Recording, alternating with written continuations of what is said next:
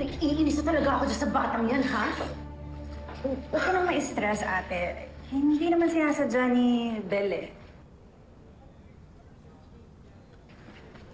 Ewan ko ba?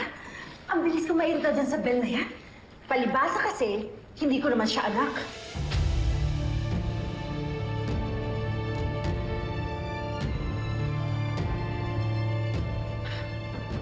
Okay na.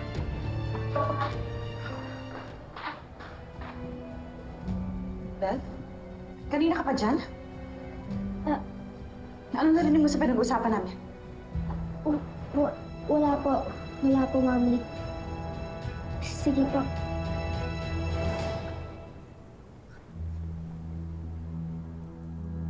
Ate, narinig yata ni Belle yung sinabi mo. Hayaan mo nga siya. Mabuti na rin yun para alam niya na yung totoo.